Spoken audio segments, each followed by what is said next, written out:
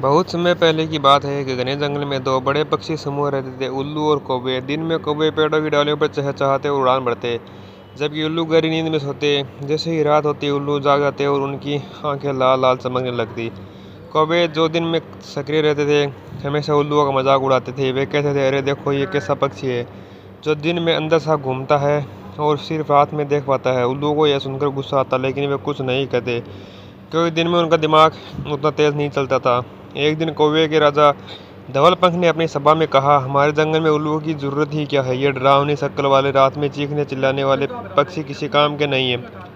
सभा में बैठे कौवे जोर से हंसने लगे और बोले, सच है, उनका चेहरा भी ऐसा लगता है जैसे किसी ने डराने के लिए बना दिया है।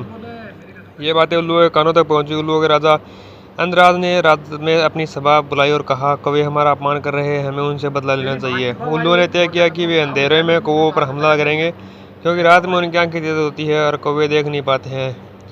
लेकिन कौवों में एक बहुत चतुर मंत्री था, बुद्धिमान कौवा। उसने राजा धवलपंख से कहा, महाराज, सीधा युद्ध करना ठीक नहीं होगा, हमें चाल चलनी होगी। बुद्धिमान कौवा उड़कर उल्लुओं के बसेरे में पहुंचा। वहां उसने घायल और थका होने का नाटक किया।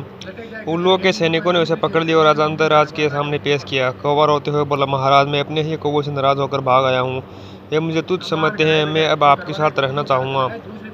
उल्लुओं के राजा को उस पर भरोसा नहीं हुआ, लेकिन मंत्री ने कहा, महाराज, इसे रहने दे, यह हमारे काम आ सकता है। कुछ दिन बाद उल्लू ने रात में कौवों के घोंसलों पर हमला कर दिया। अंधेरे में कौवे इधर उधर भागने लगे, जबकि उल्लू उन्हें आसानी से पकड़ रहे थे। लेकिन बुद्धिमान कौवा चुपचाप देख रहा था। उसने कौवों के राजा को पहले ही योजना बता दी थी, जब उल्लू दिन में सोएंगे तब हम बदला लेंगे। अगले दिन जैसे ही सुबह हुई, उल्लू थककर अपने अंधेरे गुफाओं में सो गए। तभी कौवों ने हमला कर दिया। उन्होंने सूखी घास और लकड़ी लाकर गुफाओं के मुहाने पर भर दी और आग लगा दी। गर्म धुएं से उल्लू घबराकर बाहर निकले, लेकिन दिन की रोशनी में वे कुछ नहीं देख पा रहे थे। कौवों ने आसानी से उन्हें परास्त कर दिया। युद्ध जीतने के बाद राजा धवलपंख ने बुद्धिमान कौवे की प्रशंसा करते हुए कहा, अगर तुम्हारी चालाकी न होते तो हम हार जाते। उस दिन से कौवे और उल्लू एक दूसरे के कट्टर दुश्मन बन गए और आज तक साथ नहीं रहते।